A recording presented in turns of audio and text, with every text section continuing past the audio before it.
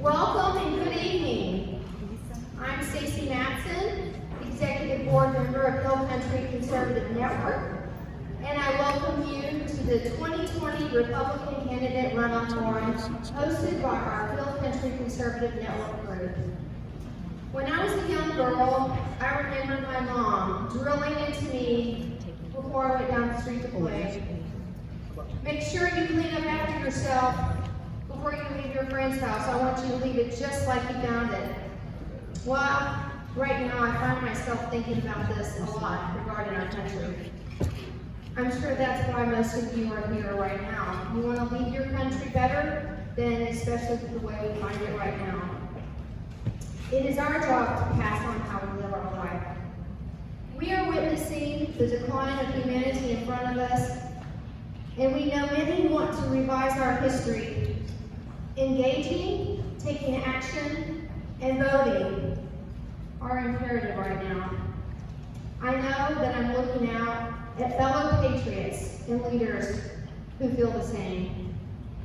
Thank you for engaging and participating with us.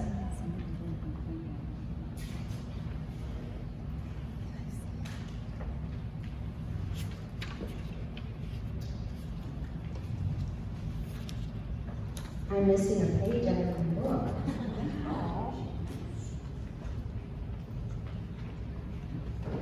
Would you pray with me right now? I had a written prayer, but I'm going to pray impromptu because I can do this. Father God, we come before you right now. We know that our freedoms are under attack. We know that you love us. We know that you're an awesome God. We know that you're here with us right now. We ask that you'll be with us tonight. We ask, Father, that you will heal our country, the United States of America, that you will heal our land. None of us are perfect. We are all sinners, but it's through your grace and mercy and the work on the cross that gives us salvation for our carnal nature. Pour your Spirit upon our land. We pray that the fiery darts of the enemy will crumble at your feet. Now go before us this evening as we listen and learn specifically, Father. Guide us to vote for the candidates of your choosing. Thank you for these candidates who have stepped up and are willing to serve and represent us. Help us to be respectful and honor each other, and that our actions and words will be pleasing to you. We thank you for hearing our prayers, and we pray this in the name of Jesus, the Messiah, that reigns forever and ever. Amen. Amen.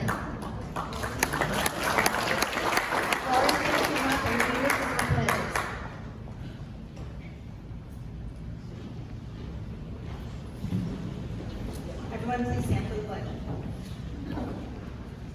I pledge allegiance To the flag of the United States of America and to the republic for which it stands, one nation, under God, indivisible, with liberty and justice for all. honor the Texas. Texas flag. I pledge allegiance to be Texas, one state, under God, one and indivisible.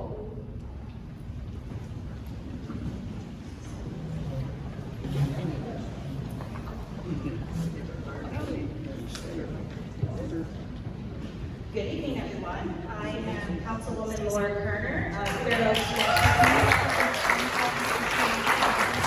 Thank you so much for coming up and visiting us up here tonight. I wanted to take a few minutes to tell you a little bit about our group, which is the Hill Country Conservative Network group, and then also talk about the rules for the candidate forum that we're having tonight. We are a group of conservative, politically active neighbors who came together to form a group to educate, inform local voters on key issues of races in our area. We are not a political action committee. As a group, we do not endorse or pick sides on any political issue or race. Individually, of course, we have our own opinions and we have our preferences. We also do not collect dues or raise money for any candidate. All expenses we incur to host an event like this comes from us personally, and And at times we may ask attendees to help pitch in and help so we can continue to host events like this, because we think it's important to bring neighbors together and learn about our local politics. So now we talk a little bit about the rules for the forum. These are the same rules that I sent out to the candidates by email, or Stacie sent out last week. So I'll review it with everyone in the audience. Each race is going to have 15 minutes tonight. We're going to focus 15 minutes on each race. We invited both runoff candidates for each race to attend. Some candidates chose not to attend, but this does not change our format. Each race will still have 15 minutes. Each candidate will be given 2 minutes to do an introduction, and then the moderator will ask 4 to 6 questions as the time permits. Because of the time restraints, we are not going to be having questions from the floor. All questions will come from the moderator. We had asked the attendees in advance if you had RSVP'd, if you had any questions, to send them in, and some of the questions that we're asking came from attendees also. Each question will be directed at one candidate at a time, and we will alternate between candidates. The person being asked the question will be allowed 2 minutes to answer, and then the other candidate will be allowed a rebuttal for 30 seconds. The questions are generally geared towards one particular candidate, the candidate that's being asked the question.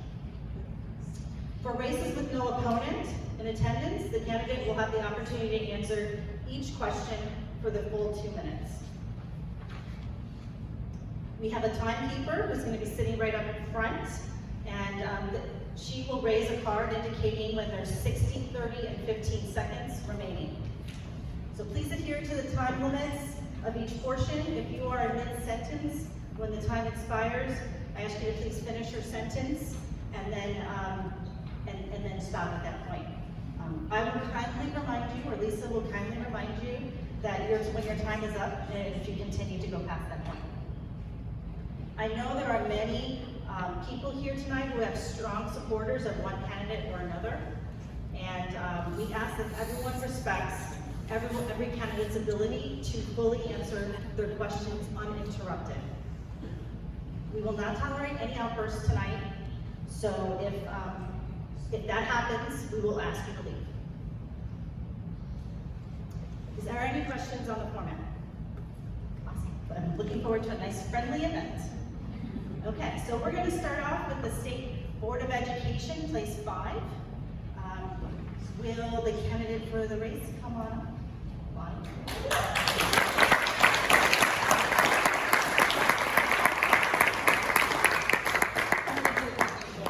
Take a seat at whichever one you feel comfortable on. So the State Board of Education sets policies and standards for Texas public schools. Some of the responsibilities include setting curriculum standards, reviewing and adopting instructional materials, establishing graduation requirements, overseeing the Texas Permanent School Fund, and reviewing the Commissioner's proposed award of new charter schools with authority to veto the recommended applicant. There are 15 State Board of Trustee members. Each district represents about 1.8 million Texans. District 5 covers a region including Blanco, Caldwell, Comel, Gillespie, Guadalupe, Hayes, Kendall, Kerr, Llano, Mason, and San Saba, and parts of Bexar County and Travis counties. It's a very large district, and I know that Lani's been all over the place. This person is an unpaid office, and it's a 4-year term. Whoever wins the runoff will be in the Republican candidate on the November general election ballot. Tonight we have Lani Popp here with us tonight. Her opponent in this race is Robert Morrow. He has declined to attend. He did send us a statement to be read. I apologize in advance for anything that is crude in that email. Lani is a resident of Fair Oaks Ranch and is the former president of our Hill Country Conservative. And so Lisa, who was the one who received the email, will read the email because Robert actually said, read yes. So I'm Lisa Nilsson. I'm one of the other founding members of our Hill Country Conservative Network, and I'm so grateful that you're all here tonight. I did reach out to Mr. Morrow and invite him to our event, and he replied with this email. Thank you for the invitation, but I declined to attend. You may tell the voters that my #1 issue is imprisoning Donald Trump for being a child rapist and for raping age 12, age 13-year-old girls with Jeffrey Epstein in the summer of 1994. If Lani Popp is really the principled Christian conservative, she needs to be talking about this. As for Joe Biden, I think he's a lying sex pervert due to his behavior with Tara Reade, and Biden is unacceptable to be in the White House. I am the current author of The Clintons' War on Women, a book which is about another pair of adulterous, lying, abusive sex perverts named Bill and Hildebeest Clinton. Another top issue of mine is that Lyndon Johnson murdered JFK, a no-brainer once you study it, and this should be the front and center in Texas school books. Donald Trump, age 48, raped Katie Johnson when she was 13 years old in 1994 at Epstein Pedo Party, and he has a link to something on YouTube. And in 2016, Donald Trump child rape lawsuit, graphic details of his crime, another link to something on YouTube. Sincerely, Robert Morrow. If you have any more questions or concerns about him, I strongly urge you to Google him. There's some very interesting articles, especially in the Austin Statesman. Okay, so that's the only time we're getting to him tonight. So, Lani, did you choose to yield any of your time to any candidate spokesman? If not, we'll just continue. We'll start with questions. Well, I think instead of sitting, I'll stand, if that's okay. Actually, go ahead and stand in front of the microphone. I'm kind of short, so this is like, doesn't work for me very well, and screaming to a microphone is never good. So I think that's kind of self-explanatory, and I don't think we really need to talk about Robert Morrow anymore. You can Google him, you can look at his stuff. It's sad when we have somebody who's running the Republican Party. So we don't want to spend a lot of time talking about Robert. So I'd rather talk about my race. Go ahead. You have 2 minutes to do an introduction. Great. So I am Lani Popp. It looks like Lani Popp. I do not care how you pronounce my name as long as you don't say demo crap.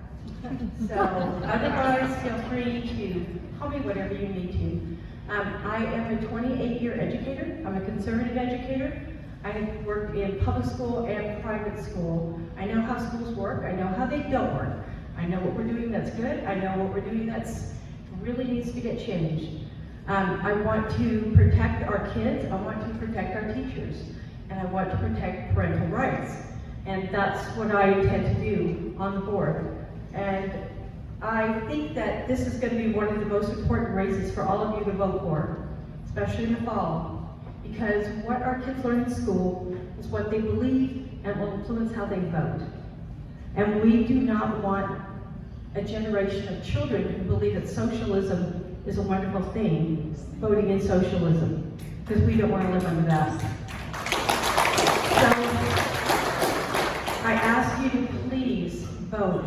Don't think this is a downline nothing. I will tell you, Robert Morrow is the gift that keeps on giving, because I've got wonderful endorsements, wonderful attention. I'm being endorsed by Governor Perry, Governor Abbott, by Donna Campbell, by Chip Roy, by just about every sane Republican in the state of Texas, and that's pretty much all of us. And so I'm hoping you will support me. Tell your friends about me, because we do not want informed voters voting for somebody just because of a name. Thank you, Lani. So we can go right into some questions. Let's go. Okay, absolutely. Lani, can you please explain to us what is the difference between the State Board of Education and our local school board? Okay, well, the state board determines what we call curriculum standards. So what curriculum standards are, basically it's what we teach in the state of Texas. We do not teach Common Core. Now, I will tell you there are parts of Common Core in some of our curriculum standards, because unfortunately, especially in math, the guy who was the expert put in some procedures so that so when you do long division, your kids can't do long division that way. If they go to school and do long division the way you did long division, the teacher will count wrong, because they want the process. And they have picked a process that is one process. And there are multiple ways for kids to do these math problems. And it separates the parent from the child. So we've got a generational divide, and I think it was done purposely. I will tell you, almost every teacher hates them. So what we do is we set the standards, and then the people on a school board, they have to follow those standards, but they can pick their textbooks. Now, we approve textbooks, but they don't have to pick ours. Most districts will, because the textbooks have to have at least 60% of our standards in the books, and the school districts don't want to go through and find it. And then we'll talk a little bit more, I'm hoping, about the SHAC and what they do that. They also decide what teachers get paid and on their school calendar and that sort of thing. We don't deal with that, but we do deal with the money that is in the permanent fund. So, Thank you, Lani. So as you were talking about this, one of the responsibilities of the school board is to set those curriculum standards. Can you tell us what your focus would be when you go to set these standards? so I just say three things. I want curriculum standards to be historically accurate, I want them to be scientifically accurate, and I want them to be age appropriate. So when I'm talking historically accurate, a person who might be trying to teach an ideology about Stalin is going to say the ideology of Stalin is that everybody's equal. We're all equal. There are no poor people. And everybody shares that we don't have poverty anymore. So that's the ideology. But the reality is you can't have that unless you kill people and disenfranchise them. And so we are not teaching that. So we have a generation who are building their belief system on ideologies that make them feel good, but they're not looking at realities. So when we're talking about science, what we need to do is make a theory a theory. And it's okay for us to say this theory has flaws in it. But we're not doing that. Sometimes we're presenting theory as a law. My son is a physics teacher, so he knows the difference between a theory and a law. Gravity is a law, and a theory is something that we cannot exactly prove. So we need to make sure we are presenting that. And I have no problem having intelligent design explained to our children, because there's many scientists who believe in that, and we need to be able to, bring that in. So as far as age appropriate, there's all kinds of things age appropriate in our math curriculum, in our reading curriculum, sometimes where we have things ahead of where they should be, but mostly I'm talking about sex education, and I think we're going to talk about that in a minute. Thank you, Lani. So we are going to talk about sex education because it was the big topic at the State Board of Education this week. I think they had a meeting on Monday. Yes. And they had a lot of attendance because a lot of people came to speak on this topic. So it's very timely, and it's most definitely going to be something that on the State Board of Education, you, if you are elected, will have to address. So can you give us your opinion on sex education in Texas schools and what needs to be changed? So right now they are looking at the health geeks or the health curriculum standards, and sex education is part of that. In our Texas law 28, it is not necessary to teach sex education. We do not mandate it. So it's really up to the board to decide what's going to be in it. You need to know what's going on. There were over 265 people who gave testimony on Monday, and the majority of them do not share our values. And they want sodomy taught, and they want people to learn things about gender identity and different things. And that's more of a parent issue, because parental law 151 says the parent has the right to determine the moral and religious upbringing of the child, not the school. So we have to be really careful, because sex education is a moral issue. The other thing is we found districts who've been breaking the law. So in our code 28, Educational Code 28 and Educational Code 26, the parent has the right to review the curriculum for sex education. And what is happening is parents are being denied that right. Why? They don't want parents to see it. They don't want parents to know what's going on. But we have teacher whistleblowers, we have parent whistleblowers who fought and fought and fought to get to see those curriculums. And the curriculums are not what they're supposed to be, because in Educational Law 28, we are supposed to be teaching abstinence, and these programs are not. There's one particularly bad one in Bexar County. It is called Draw the Line, Respect the Line. And it sounds really great, but what it is telling our kids is how to consent, not how to refuse to have sex education. So the kids have a list of sex from holding hands to every kind of sex. If you just give me another minute, you take it out of another thing, to any kind of sex, and the kid is told they can mark down where they would want to be, and if their partner agrees with them, then they can do that, as long as the partners agree. You are telling a 5th grade child that they can have sex with an adult male or anybody, as long as they both agree? They are minors. We should not be teaching this to minors. And we are going to have a generation that doesn't know how to say no.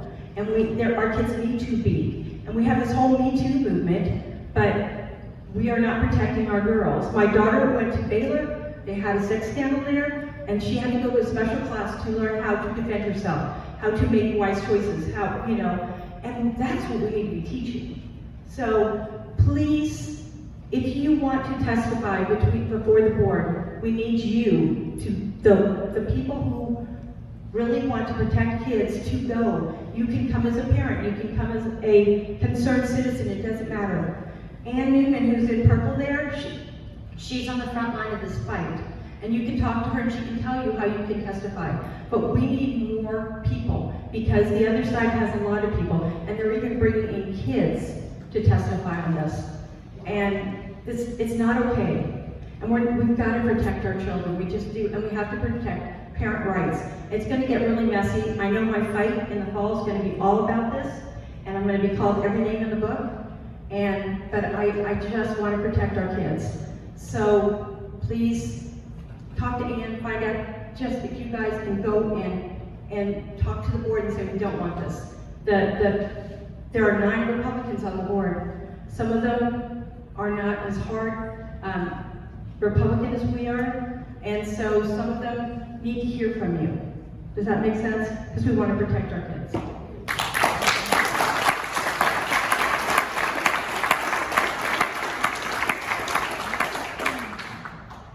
What is your opinion on STAR testing, and is that something that the State Board of Education can control? All right, so I am an educator. I'm just going to tell you the awful truth about the STAR test. It is a mess. So STAR testing in elementary school, I call it the Day of the Dead.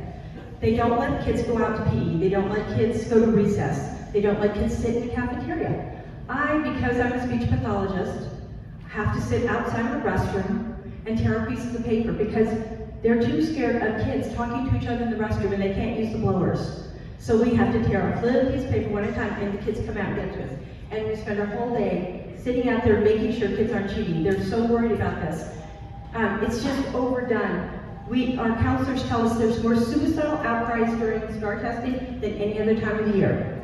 And I will tell you the reason that teachers are teaching to this test is they're using it to grade the teacher, they're using it to grade the school district, and instead, we need to use it as a diagnostic tool to say, this kid doesn't know this, let's reteach this. And that's what we should be doing with that. We need to reteach, we need to know. But not every kid does well on the standardized test. I will tell you, I work with kids with autism, and they cannot do this test. First of all, it's time. They don't have executive function skills of self-management, time management, and then they don't like to show their work because they have theory of mind problems. They think you already know what they know, so they won't show their work. They'll give you an answer, and I have kids who can do it in their head, but they don't like to show their work, and they get penalized for that. What we're doing to STAR is not a great idea. The instructions, by the way, because I'm a speech pathologist, I will tell you the language in the instructions for 3rd grade STAR is above the vocabulary that you would expect a 3rd grader to know. So we are penalizing kids who don't know the normative vocabulary. We have got to change this, and this is the big issue that parents, teachers, and superintendents tell me is causing the biggest problem in our Texas schools.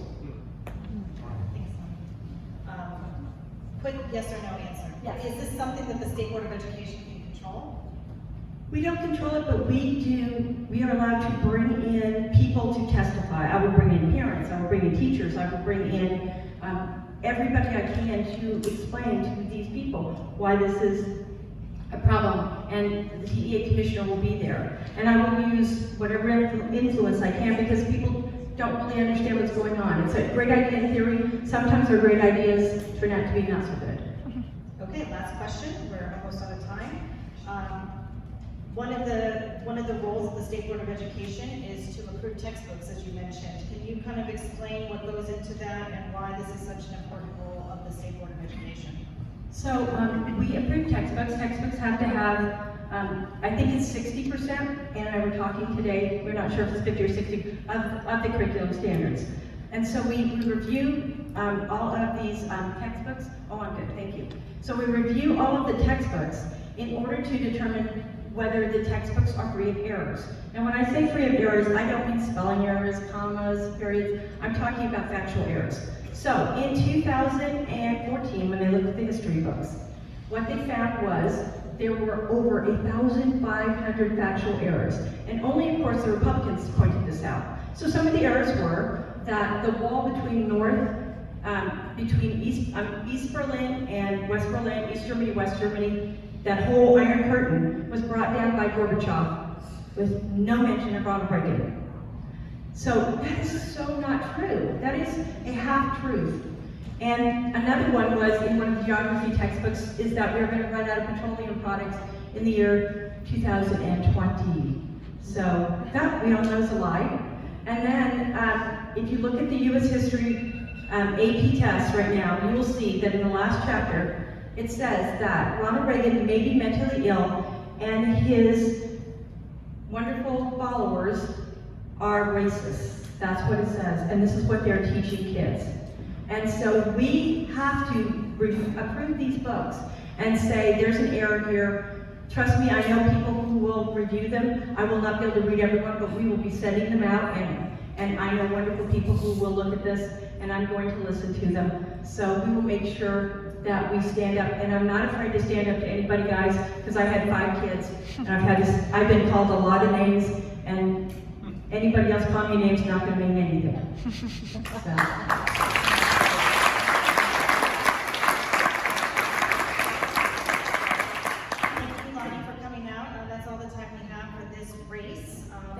Are you going to be sticking around for a little bit, or? Yes, I'll be here for just a little bit. I'm sorry, my mouth is so dry and everything. I've been at the polls all day today, and I'm going to be at the polls every single day. I'm working as hard as I can. I have 13 counties to go to. Tomorrow I'm going to 3 of them, to Kendall, Blanco, and Llano. And then I will continue going everywhere. So we have a ground game everywhere, everybody, and we're ready to go and win this thing. Thank you so much. God bless.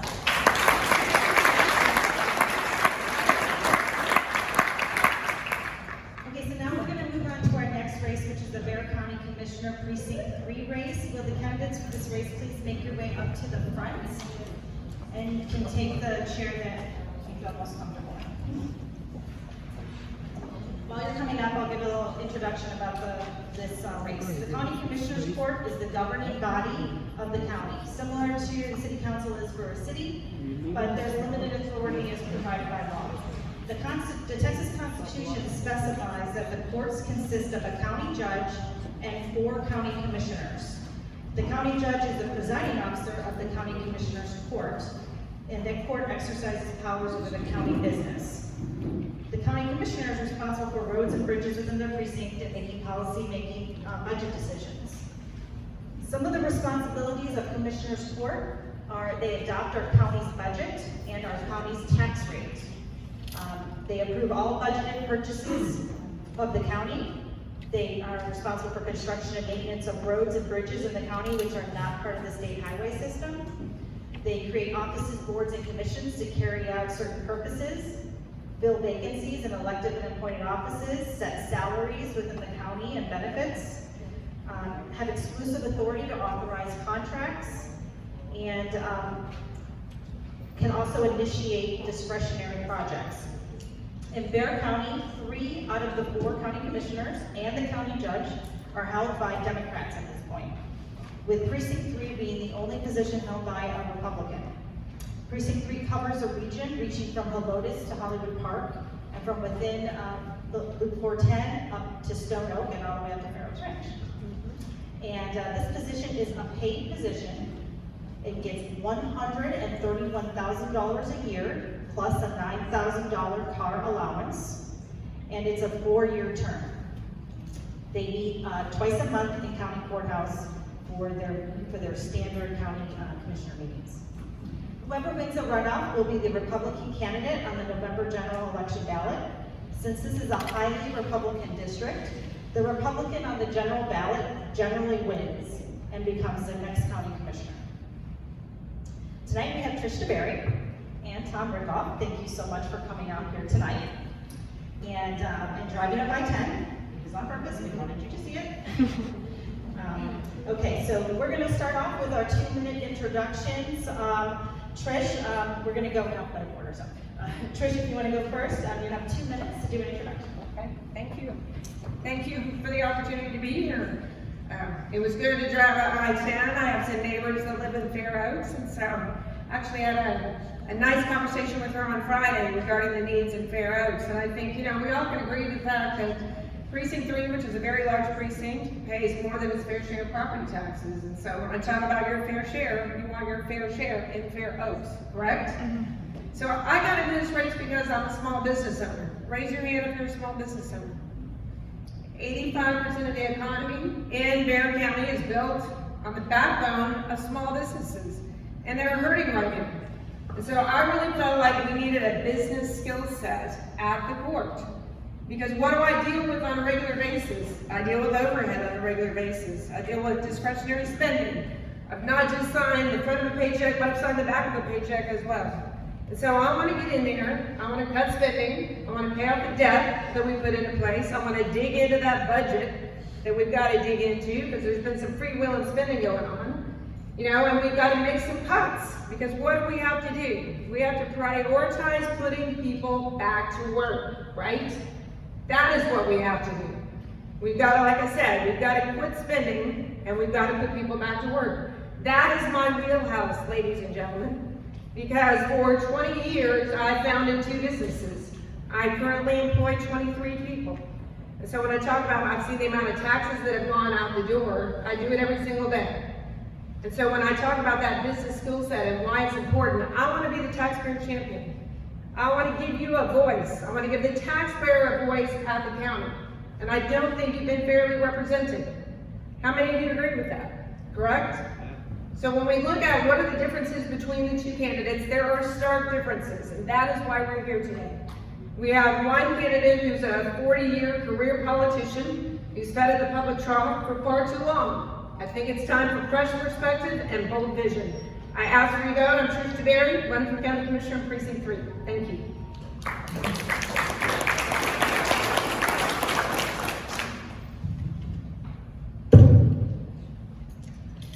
Friends, countrymen, patriots, thank you for your devotion to this country, to this state, and to your concern for Bexar County.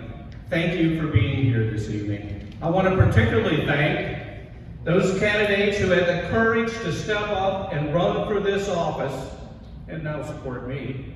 And first is John Marine Casares, who pointed out that the first day we both arrived in a combat brigade, we came under fire, and that we both learned that we need to be fearful, but not be fearful of serving our country.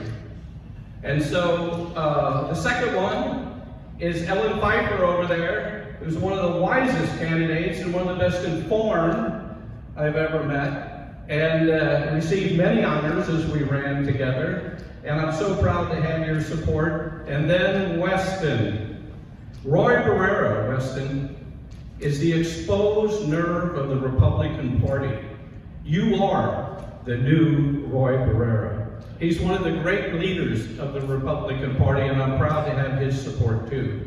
Along with Roy Barrera, of course, Carla Whitworth, Lamar Smith, and I can go on and on, Karen Newton. Am I out of time? Because I'm going to behave. Okay, so let me just tell you a little bit about my service. My father didn't return too injured from the Philippines to have 7 kids, and my wife and I have 5. And then my son went to Iraq, was medically evacuated and medically discharged. He served well, and now works at the VA hospital. At this moment is escorting COVID patients about the VA hospital. And finally there's myself, who volunteered for a combat brigade and then went on to another career in life after the service. Thank you.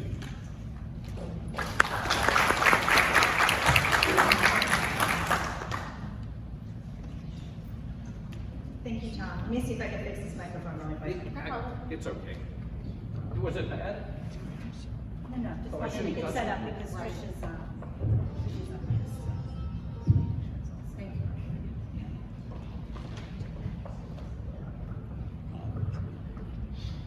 Okay, so we're going to go to the question and answer portion of our forum for tonight.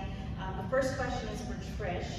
You can take it from the seat. You can stand up, whatever you're comfortable with. You have 2 minutes to answer this question, and then you'll have a 30-second rebuttal time. Okay, so the first question is, as I mentioned earlier, Precinct 3 is the sole Republican seat on Commissioner's Court. And as you mentioned in your intro, and then also in the flyers we received, you talk about all these wonderful things that you would like to get done, like cutting waste and fixing property taxes through appraisal reform, and all are great things to try to achieve. How can you actually achieve it with only being one Republican vote on a clear majority Democrat county commissioner?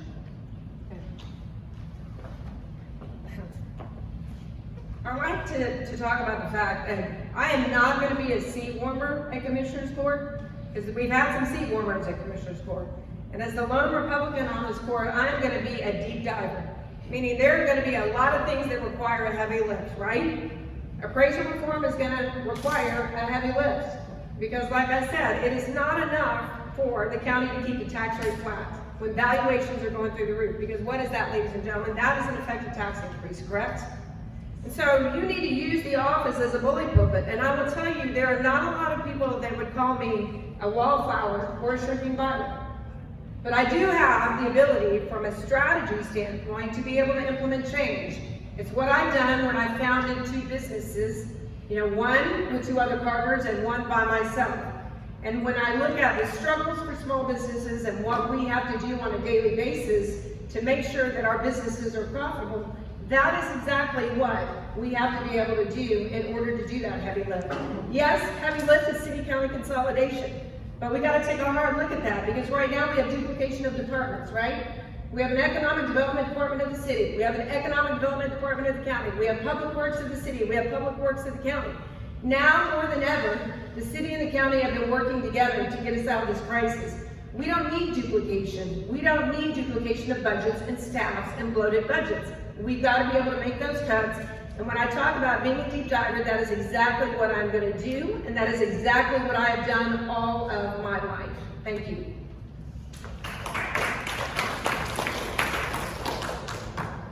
In my view, there's only one Republican running and only one possible strong voice.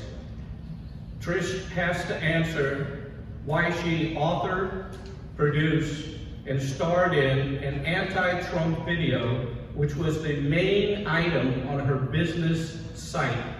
And it begins by saying that Trump is a crisis, and it goes down from there. She has never been seen around the Republican Party before this race. She has never contributed to Republicans, and I was the first Republican ever elected in this county and helped lead the party since then.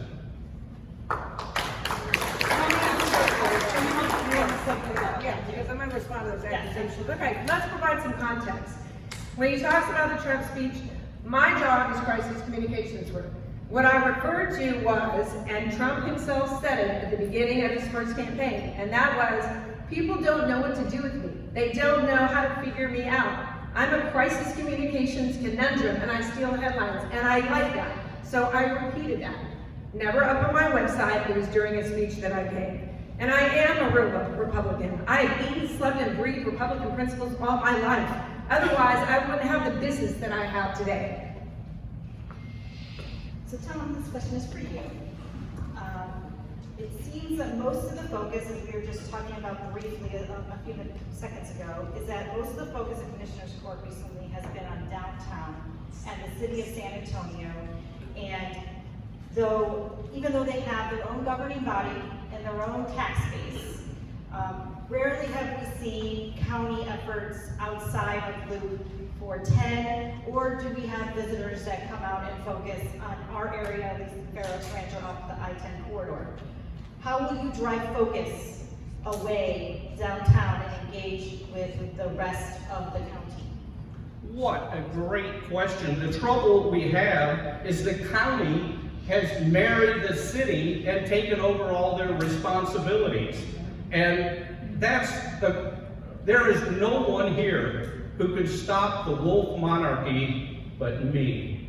And I've talked back for 3 years about the debt. We have the highest debt in the state, $4 billion pre-virus, $2 billion for the hospital, no plan to pay it off. Our assessments are going through the roof. Mine went up 18.5, and Commissioner's Court has never stepped up and lowered the tax rate. They have to adopt the effective tax rate that produces the same volume of revenue as the previous year. They've never done that because they got all these vanity projects.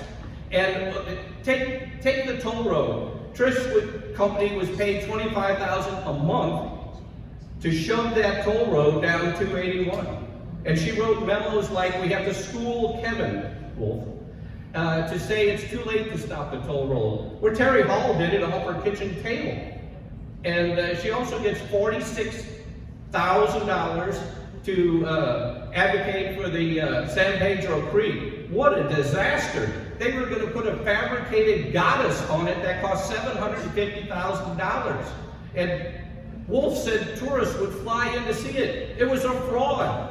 The artist stole $153,000, went back to Spain. We'll never see that again. They spent $200,000 covering over the foundation they made, and the thing will never be made. It was a huge fraud.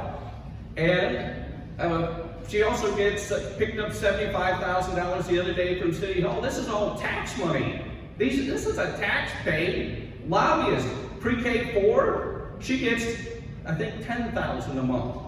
Is it 10 or 25? I think it's 10. She'll tell you. Tom, I just wanted to bring up that you didn't answer my question. My question was specifically about driving focus away from downtown. I will get back to that because I want an answer, and I want to come back to you. So, Trish, you have 30 seconds to respond. So, ladies and gentlemen, I was about to say the same thing. You did not answer the question. Really, the position is about bringing the bacon home for Precinct 3, right? There are many, many needs that are here. When you look at traffic congestion, when you look at the construction that's happened out on I-10, I mean, fortunately, Wurzbach Parkway is going to help provide some of that relief. We've got $1 billion that came down for the interchange at 1604 and I-10. So there will be more projects, obviously, that come to Precinct 3 to help out with congestion and traffic. So I'm going to be the one to bring home that bacon to Precinct 3. But I also want to respond, I get a 30-second rebuttal to what he said. Ladies and gentlemen, there are no toll roads in Bexar County. And let's be very clear about what I do for a living.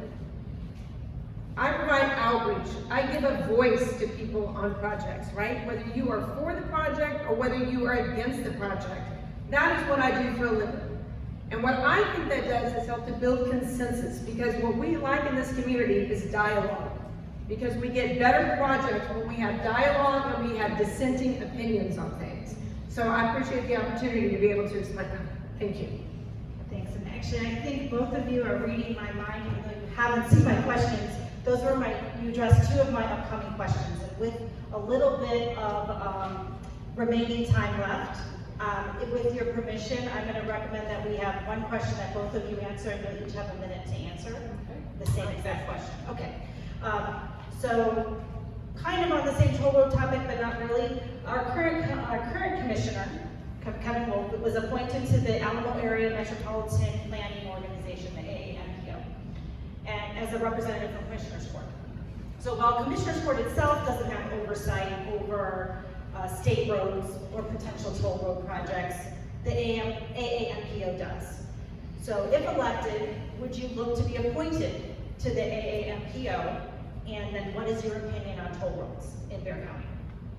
If you want to go first, Tom. I apologize for not answering the question. I did not. And so David Adelman, a downtown developer, I asked him this question. I I said, why is all the money going downtown? $500 million for the cesspool that's the San Pedro Creek. And Henry Munoz, Biden's finance chair, came up with the whole concept. And he is her partner on over $1 billion worth of business, including $500 million in SAISD. And I asked Adeline, why do we get no roads out here? We pay 50% of all the revenue, and we get nothing back. It's all Robin Hood. Everything, every project is Robin Hood. You know what he told me? It's our turn. That's all he came up with. You are really being robbed. As I say, all these programs are Robin Hood, including the one pre-K 4. I know it pulls on your heartstrings about children. It's none of the city's business. The school districts get the money for that. I'm sorry, I'm not behaving. Stop it, Seth. Thank you. Yeah, so I'm going to answer the question quickly, because I think I answered some of it in the beginning, or the prior question. So yes, as we look at transportation needs in the precinct, which are great, yes, I will seek an appointment on the MPO. Just like I will seek an appointment on the Bear Appraisal District Board of Directors, because I want to get on there and I want to champion the taxpayer and be a voice. I also want that board of directors to be elected and not appointed, because guess what? Chief appraiser has a hand in appointing that board of directors, and what is that like, folks? The fox guarding the hen house, and so you're never going to get what you want to out of the appraisal district. So that is something that I'm going to champion. So when you want somebody who's going to show up to work every day, and so what I like to say about Tom is I call him Lion Tom. He makes up a lot of the stuff that is not true, it's not documented. But the things that I will tell you about Tom Rickoff, because he's been in office for 40 years, are well documented. You can go Google, you can take a look at it. 5 weeks of vacation, a 40-year career politician that's only answered or had a salary paid by the taxpayer. That's why you can take 5 weeks of vacation on the taxpayer dime. Not to mention the fact, $1.2 million a cost to Bear County taxpayers because he didn't want to do his job and hear mental health cases. Ladies and gentlemen, he abandoned mental health cases. Thank you. So this is all the time that we have left. With your permission, Trish, can I get Tom to answer my question with one word answer? Yes. Yes, you would try to be on the MPO? Yes, I would. Okay, and what is your opinion on toll roads? Yes, are you for or against? Against, Okay. ask Terry Hall. I mean, Thank you. I just wanted you to answer the question I asked. Yes. So, appreciate that.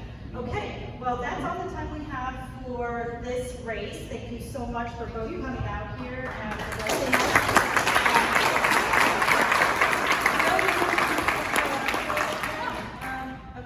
okay, I'm taking the virus very seriously. Okay. I'm not going to be in anybody's face, I'll tell you that. Okay, excellent. So just wanted to make that note for anybody wanting to talk to him afterwards. And they can contact you via email, is that correct? Yes, of course. Okay, excellent. Alrighty, so now we are going to move on to the next race and a new moderator. You're done with me for the evening. It's now going to be Lisa moderating for the last 2 races, and I'll be timekeeper. Thank you. I will be moderating for the Bear County Republican chair race, and so I'd like to invite both John and Cythia to come on up and choose a seat. Bring your water in case you get a little thirsty. While they're walking up here, I'm going to describe what this position is a little bit directly from the Republican Party of Texas website. The county chair is the leader of the local party in each county throughout the state. Some of their responsibilities include overseeing the primary, candidate filing and other elections, chairing county executive meetings, organizing and leading the local party, as well as overseeing and or assisting with precinct and county or senate district conventions as required. The county chair is an unpaid position and it's a 2-year term. Whoever wins the runoff will become the next Bear County Republican chair. Unlike the other races, this race will not be on the November ballot. We have both candidates here tonight, Cythia Brehm and John Austin. Chairwoman Brehm, please introduce yourself. You will have 2 minutes, and I will say the rules for this discussion are the same as the last.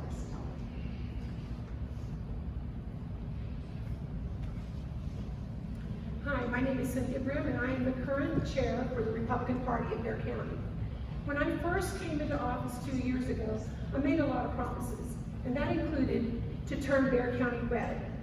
We went into the 2018, we won Senate District 19 with Pete Flores. A lot of people came on board because it was a special election. We won that. We went into Senate District, House District 125 with Brehm, and we lost by 1,000 votes.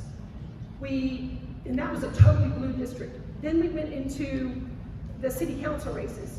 First time, out of 11 candidates, we had 9. First time in the history of Bexar County. And so what I've been focusing on is getting candidates to run for office. That's a big, big job. Having been a candidate before for mayor and city council, I know exactly what it takes. So my focus has been recruiting precinct chairs and also getting the candidates, helping them with their campaigns so they know what to buy, where to go, and what kind of price point. That's been my big focus, as well as raising public awareness across the county on the east side, the south side, and the west side as well. How am I doing? I've got 44 seconds. I covered a lot. Okay, so as I said, we've been doing community outreach, and then I've also been focusing on poll watching. Why? Because I'm the first full-time chair. In 55 years, when I first took over, every county chairman, except for Mark Reyes, was a moderate. I'm a hard-right Christian conservative. And they worked.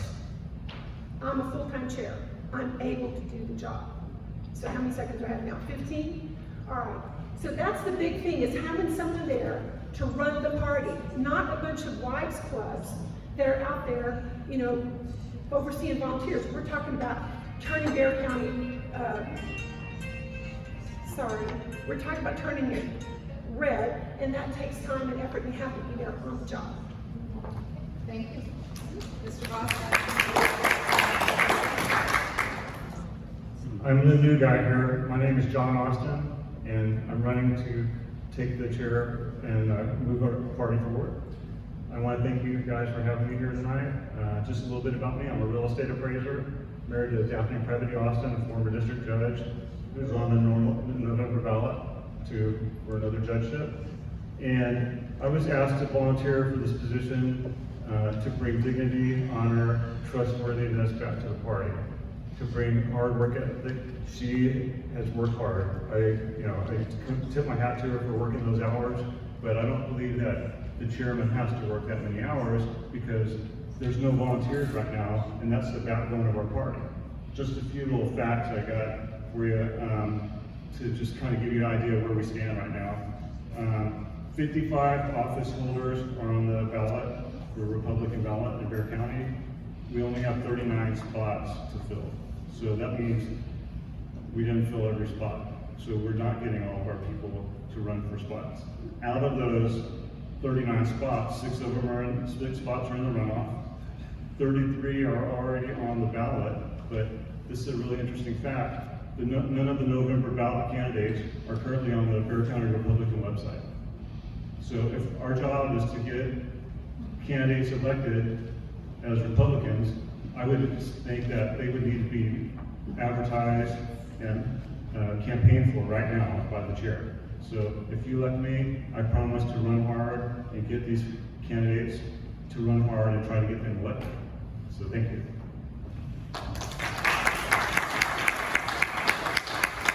All right, well, both of you jumped in. Reading my mind, as Laura experienced earlier. Chairwoman Brehm, you will receive the first question tonight, and John, you will get a 30-second rebuttal. You are the incumbent, as you said, and having served as Bexar County Republican Chair for the last 2 years, could you please tell us what you consider to be your best accomplishments?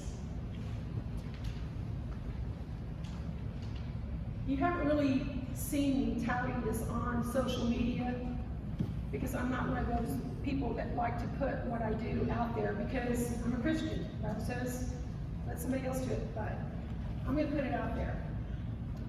I have worked so hard for the party, putting in better than 60 hours a week, and it was noticed.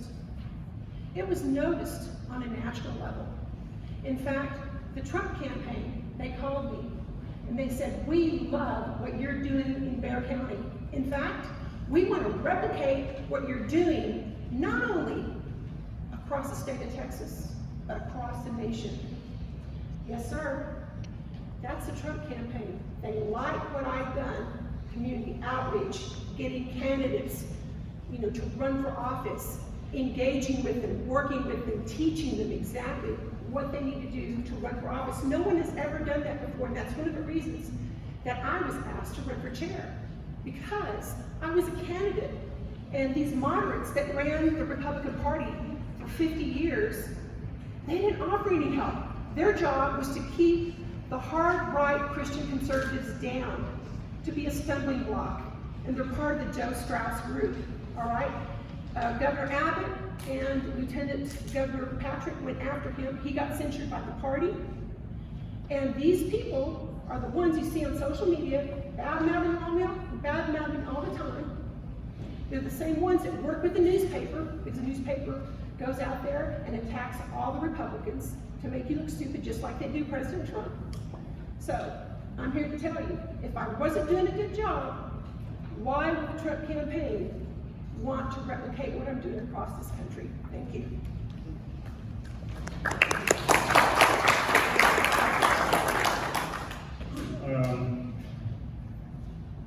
Republican candidates in the November 2018 election lost 65 of 78 spots that were in the Bexar County Republican ballot.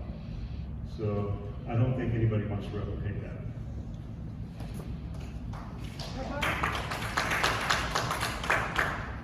All right, so everybody knows about the veto effect. Not only did that happen here in Bexar County, it happened in Houston, it happened in Dallas, it happened in Fort Worth, it happened in El Paso. It happened across the state of Texas. It had nothing to do with county chairman. It had to do with the veto effect. Thank you.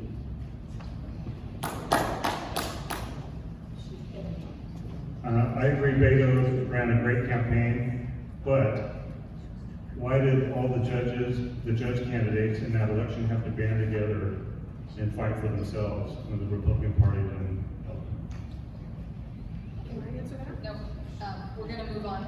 It's Mr. Austin's turn.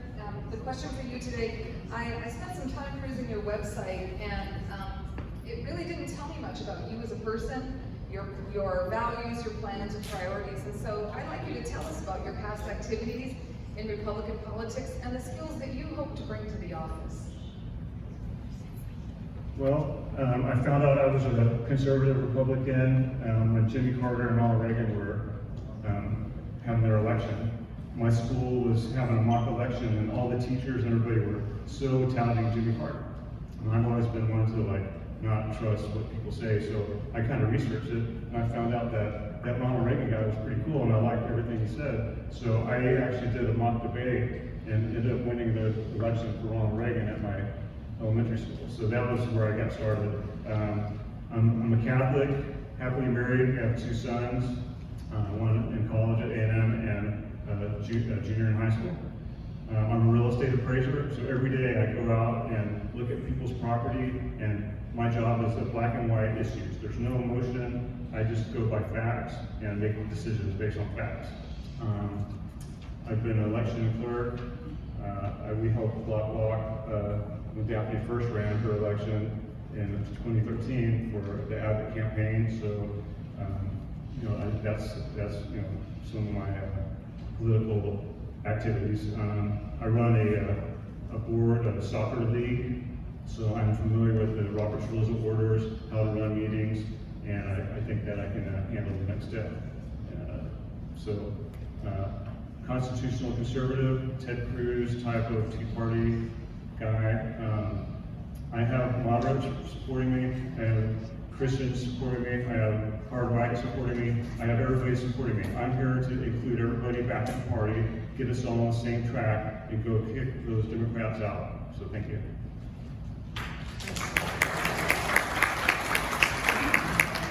If you have a rebuttal, you have 30 seconds.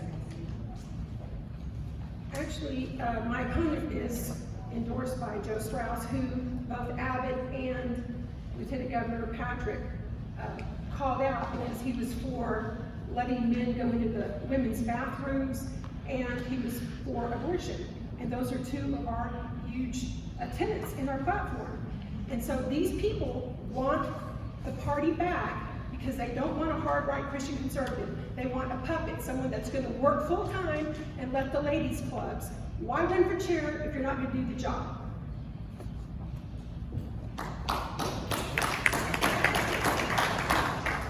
How much time do we have for this group still? It says about 15, about 10 minutes, I don't know. No, I think we could probably do one more question. Each. Yeah, or, yeah, Yes, let's just okay. take, we're already off time, so. So we're back to Ms. Brehm, okay. Chairwoman Brehm, your administration these past 2 years has been challenged, to say the least. You've been the center of much controversy and turmoil. You've been publicly called crazy. Your administration has been called toxic. And just this past month, you were asked to step down by Governor Abbott and other top GOP leaders because of a controversial Facebook post. Would you like to defend yourself or comment on these controversies? Sure. So how many in this room believe we have free speech? Okay? Even if someone has a different opinion, we are allowed free speech in this country. I had a lady send me a post who is a publisher to the Black community on the East Side. I've got it on my phone. I showcase that, all right? She asked me to post it as an opposing view. If you go to my website, you will see that I was orchestrating a prayer rally, and on my personal Facebook page, I said, what a tragedy that this happened. But I did it as an opposing view. Instead of these elected officials calling me, they don't have my cell phone number. Cythia, did you say that? No. What'd they do? No backbone. She's got a dime. Why? Because the social media liberals that are out there screenshot Gilbert Garcia, what I put, and they just put the microphone in their face. What do you think about what she said? They didn't call me, they didn't text me, they didn't email me, they didn't do anything. That's not right. It's not right. They should have called. They didn't. Instead, they said resign. But guess what? It backfired, because most Texans across the state emailed me, they called me, they messaged me, and they said, we have free speech. What are they doing asking you to resign? In fact, it backfired. It backfired against them, because these same people emailed every one of these people that were asking me for my resignation. It's the same thing that's happening to President Trump, it's happening to me. Why? Because it's controlled by the liberal media. They don't ever say anything positive about conservatives. They don't ever. So why do you want to believe them? Why do you want to believe that trash? All right? So that's why I've been targeted, because I'm hard right. I'm the antithesis of what they want in office. Someone that's dedicated, someone that's driven, someone that's determined to turn Marion County red. That's why we're doing it.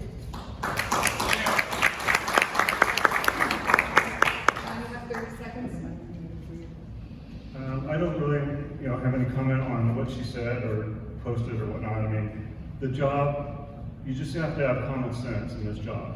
We're the face of the party.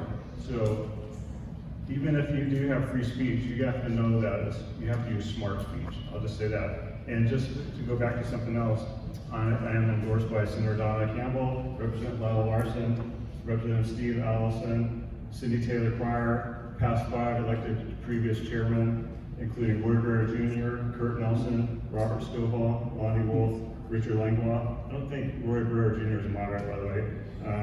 Karen Newton of the TSRW, past president, and Dwight Parskill. So we've got a lot of good people behind me. Thank you. And you can sit there, because this next question is for you. Obviously, it's no secret that there's been division in the party recently and in the past. And I would like to know how you plan to reunite and motivate Bexar County Republicans if you are elected. And I wonder, how can you be sure that there won't be a faction of people who oppose you as they have Chairwoman Brehm? There's no absolutes in this world, and for either of us, it's going to be a hard job to bring everybody back together.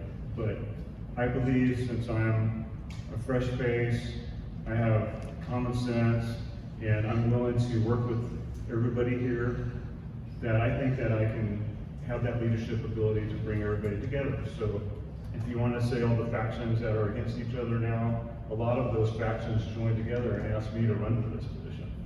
So I know that Cythia has her supporters, and if I win, I will request and expect and hope that they'll stay with us with the party, because divided we fall, united we stand. And I think that together we can get Bexar County back red, and I'm looking forward to it. If you look at our other two opponents that were in our race, Charlotte and Jacinto, they're both working with me, and we're, that shows a little bit of unity right there. So, thank you. Cythia, you have 30 seconds. For rebuttal? Yeah, if you want to rebut, you don't have to. Okay, so before I came onto the scene, John's right. It doesn't matter who you are, you're always going to have people that don't agree with you. How many people have somebody that agrees with you 100% of the time? Zero. Why? We're all different. We all have different opinions. We don't even agree with our spouse 100% of the time. So it's the same thing in politics. You won't ever find anybody that you're going to agree with. And so having said that, there's always been, in the Republican Party of Bexar County, there has always been division. You just can't get around it because we're all opinionated, we're all out there, and we say what we think. Thank you. Thank you both. I hope we have time for one quick question that's just a one-word answer for each of you. I've had 3 people come up to me tonight and ask me to ask you this. So for the sake of the group, I'm wondering if each of you would tell us who you would endorse for state party chair.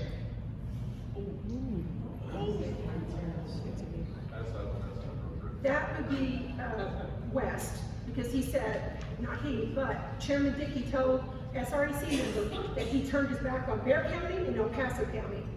And when I found that out, I sent him an email and asked him if he said that. And he did not answer me. I said, I'm done. So I'm supporting West.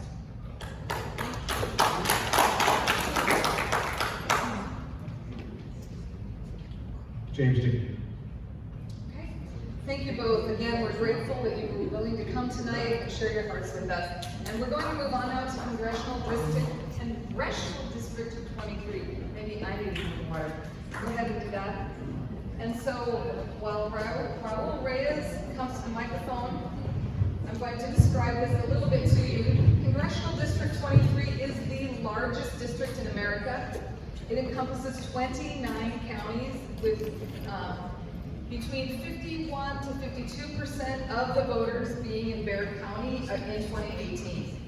The seat is currently held by Republican Congressman Will Hurd, but he has decided to not seek re-election. Although we invited both candidates, Tony Gonzalez declined the opportunity to speak tonight. Because our time is valuable, however, we'd like to get right at it. So candidate Reyes, first of all, I want to congratulate you on the endorsement that you received today from Senator Ted Cruz.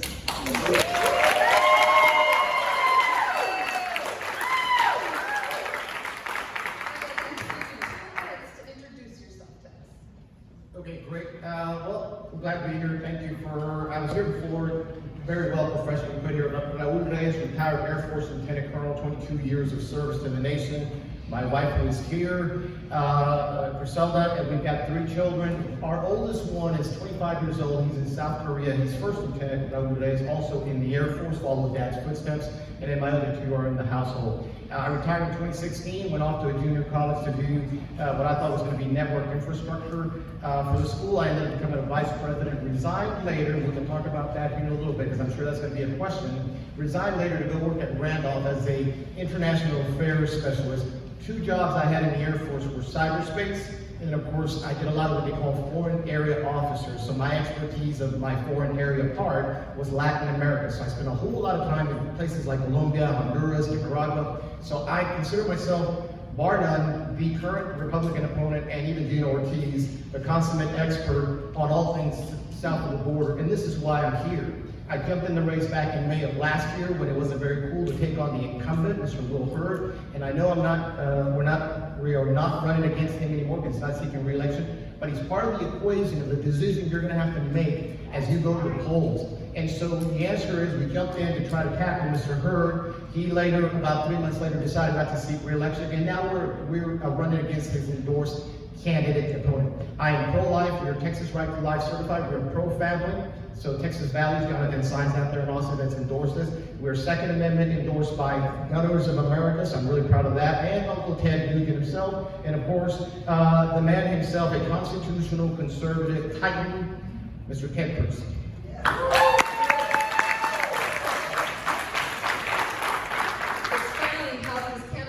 Minds. My next question was going to be, tell us about the fact that you had decided to run against the incumbent before he stepped down, but since you spoke to that, let's move on. My second question is, this is considered a purple district, going back and forth between Republicans and Democrats every few years. In 2018, Will Hurd only beat the Democrat by less than 1,000 votes. Do you agree with Democrats and some Republicans who believe that we need a moderate Republican to keep this district?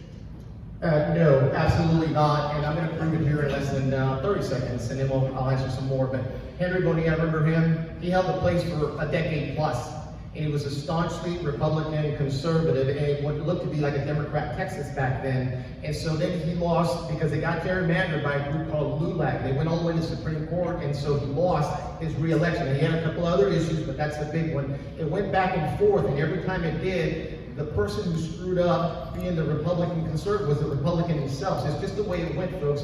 And I can give you a couple of examples. One of the Republicans went up and he agreed to raise the debt ceiling with John Boehner. When he came back, he lost his base. Remember, that's when the Tea Party was really, really big. We didn't want to spend any more money. And so every single time we've blown it, and we lose to the Democrats because a very staunch conservative, that's what they tell us when they're here, but when they go to DC and turn into moderates, they come home and realize we don't want any of that. So we're not 50-50, besides we are all Americans here, and I'm gonna use this demographic because it's out there. 70% of this the population in this district is Hispanic.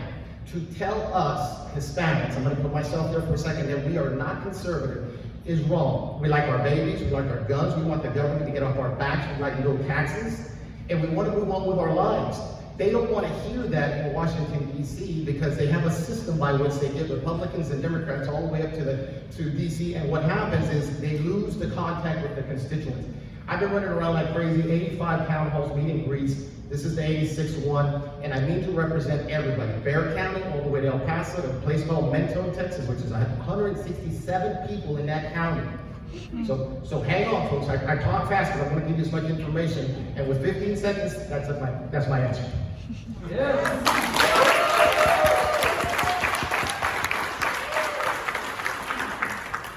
We've heard a lot of back and forth about your opponent, Tony Gonzalez, showing up or not showing up for this or other events. And there's been posts on your Facebook page about it. And so I just wanted to ask you, why are you upset about this and why have you made it a conversation in your campaign? Yes, ma'am. So here's the thing. If you're going to represent the district, I challenge them to 10 debates, 2 in Spanish across the district. It's as important in Bexar County to have you all know who I am and who he is as it is all the way out to Presidio, Texas. Reagan County, which is Big Lake, Mentone, I can go on and on. And so what happens is when we don't do that, see everybody, what people notice that Bexar County is a large population, it tends to be 51 to 52% of the vote. So if you're a candidate that believes you can win by just Bexar County, you could probably do it, but then you lose 28 counties that are out there, folks. Everywhere that is not Bexar County is a different place. I just gotta go to southwest Bexar County down in Herodotus. The solution sets that they are looking for are different than the ones in Fair Oaks here. And you just gotta go to Hondo and then on to Del Rio and the same thing happens. I made a big deal about him getting nowhere because he has the big money. Me, I'm chasing the hearts and minds of people because if we're blessed to be the representative, we're gonna double our efforts. The solutions that they need in Sutton County, Crockett, anywhere else outside, and to include Bexar County, merit that we keep talking to each other. So we have grassroots. And finally, what I would say is, I was expecting him to walk in because he has this habit of walking in very late, and I'm not here to bash him. It's not personal for me. What it is there's a machine that grabs candidates and they roll them all the way up to DC, and they don't care about the constituents. Winning the Congress to make it Republican does us no good if it's Paul Ryan is in charge and he does nothing for 2 years. And nobody who's a congressman has a backbone to say something about it. And that, I'm coming out here and I'm challenging the status quo, and this is why I've been running two sets of tires right hanging off the car and one other car. We're gonna keep doing that. We'll sleep when it's over, and I'm hoping it's not till we get to DC and we keep working hard for it. I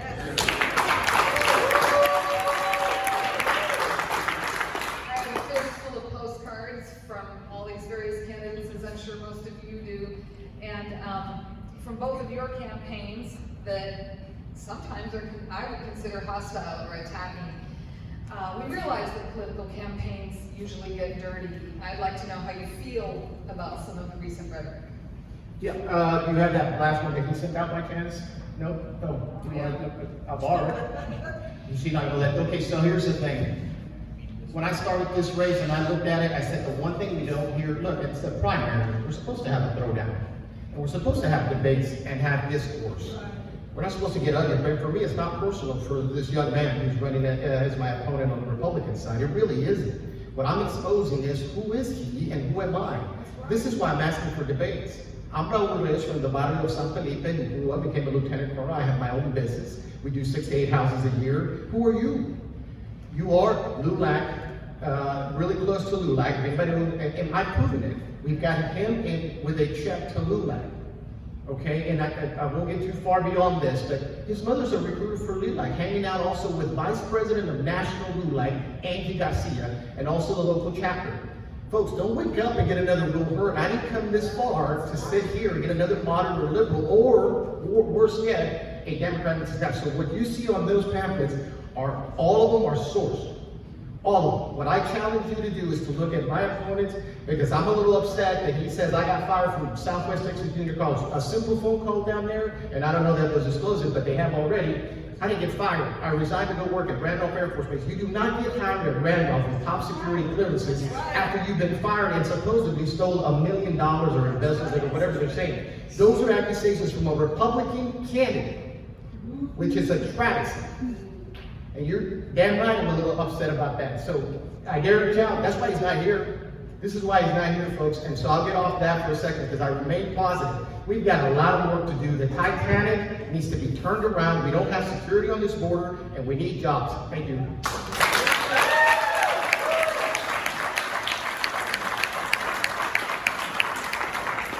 Well, as you said, this is the runoff, but there's a big race ahead. And so my question is, if you win, how will you win back your opponent's voters, and what's your plan to beat Gina Ortiz-Jones? So the first part, look, when we get on to the November election, it's all about dialogue. Nothing I've done is an insult to anybody personally. It's just an exposure. And if you can't handle that, then you probably shouldn't be in this race. And so it's not personal, folks. It's just we have to disclose who the candidates are, or else we're going to wake up and get a Paul Ryan Congress again.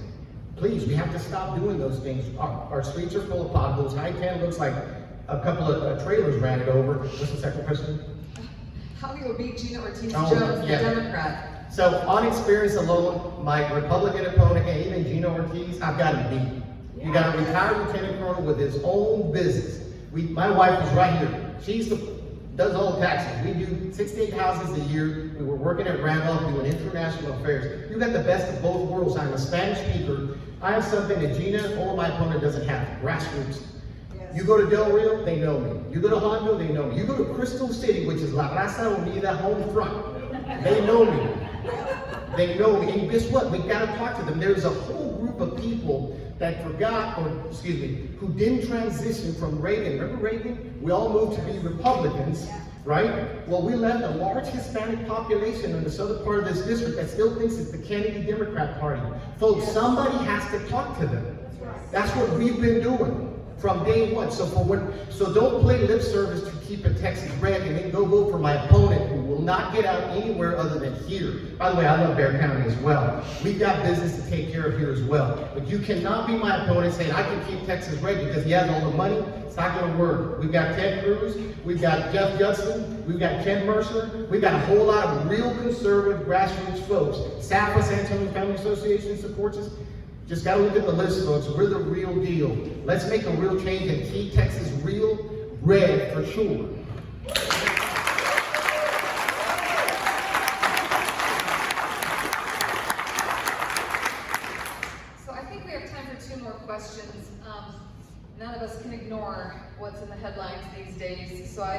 you, where are you with Black Lives Matter, Antifa, and the autonomous zone chunk in Seattle? And as a matter of policy, how do you think these violent and radical dissenters should be handled?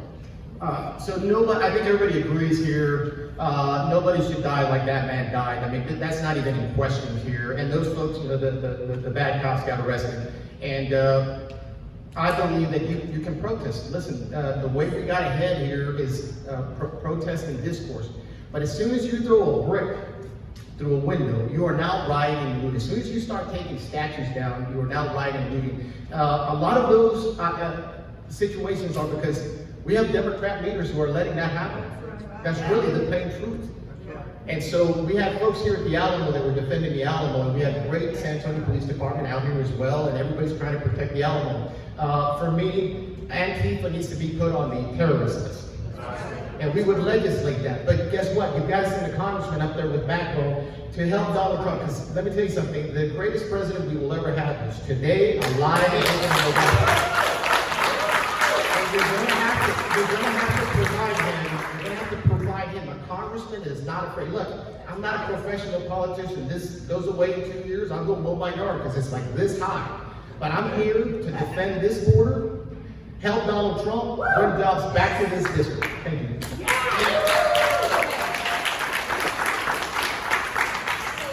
Finally, you know, as Republicans, you and Tony both claim to share a lot of values. You're both pro-life, you're both pro-gun, pro-lower taxes, you both want jobs. You're both former military veterans. On paper, you're very similar. But also, neither of you have a voting record, and you both have very little political history. So, what do you see as the biggest difference between you and your opponent? Yeah, let me address the voting issue in 15 seconds or less. His voting record is out, and mine is too. He made such a big deal of the primary.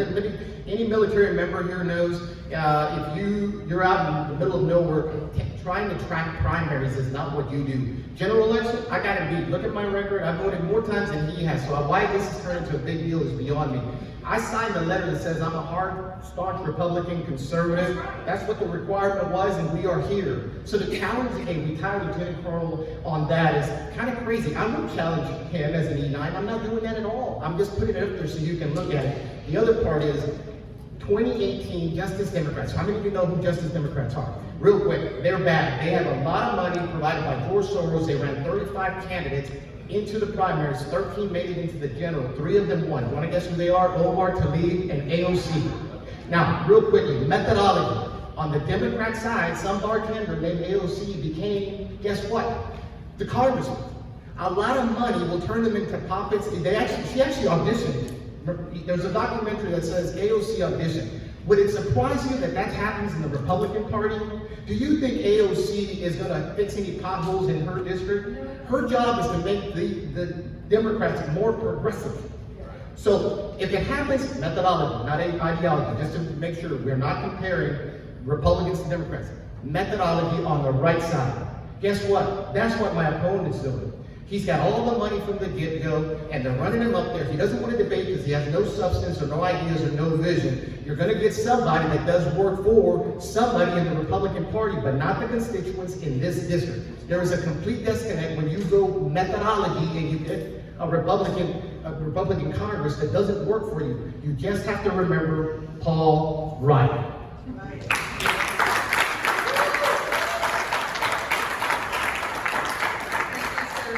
Am I good? More? I got more. Well, we're about 10 minutes over schedule here, and we do want to honor everyone's time. So we will conclude the formal part of our evening. Stacie Matson's going to come back up here with some closing Thanks, guys. remarks. Appreciate it. Thank you.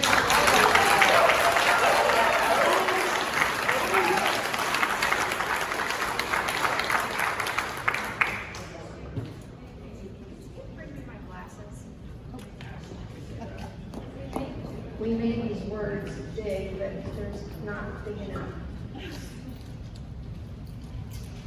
That was really good. I hope y'all enjoyed it. It's amazing.